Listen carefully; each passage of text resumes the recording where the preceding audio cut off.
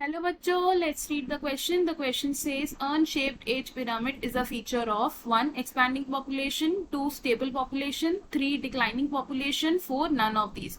Question में हमें पूछा है कि जो अर्न शेप्ड एज पिरामिड होता है वो कैसी पॉपुलेशन को रिप्रेजेंट करता है। तो सबसे पहले क्या करेंगे, हम इस क्वेश्चन का की कॉन्सेप्ट समझेंगे।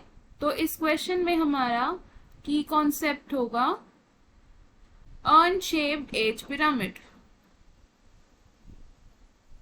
Earn shaped age pyramid. Age pyramid क्या होते हैं? ये होता है graphical representation of distribution of age in a population. क्या होता है age pyramid? Graphical representation of age distribution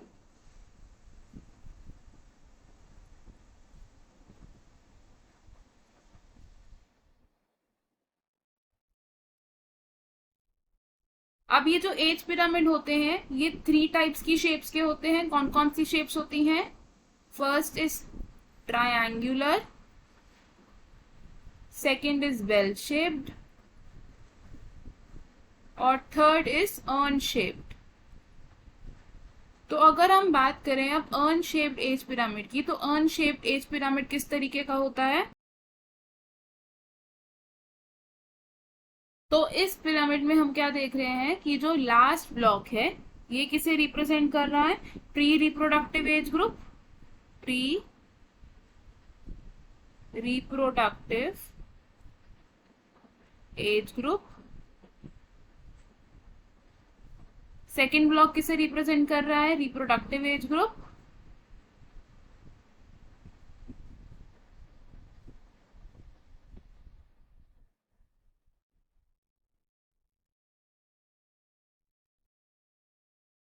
और जो टॉप पर ब्लॉक है वो किसे रिप्रेजेंट कर रहा है? Post reproductive age group.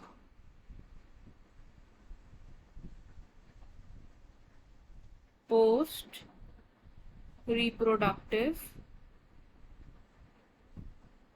Age group.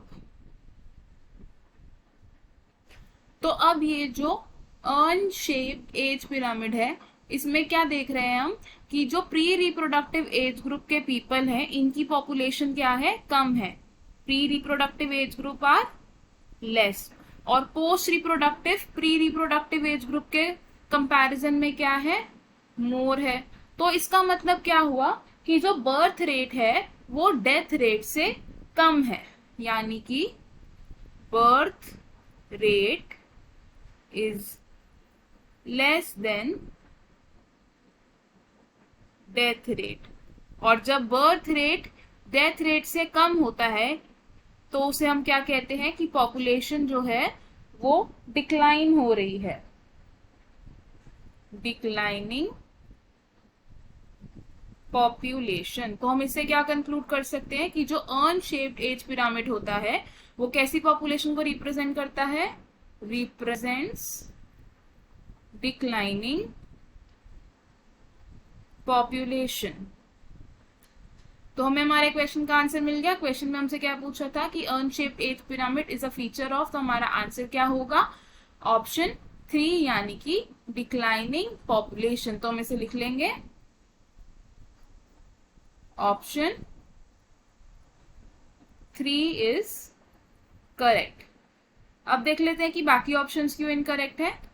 Option 1 says expanding population. तो एक्सपैंडिंग पॉपुलेशन कौन रिप्रेजेंट करता है? एक ट्रायंगुलर एज पिरामिड, ना कि एक अर्न शेप्ड एज पिरामिड। तो ये ऑप्शन रॉन्ग हो जाएगा।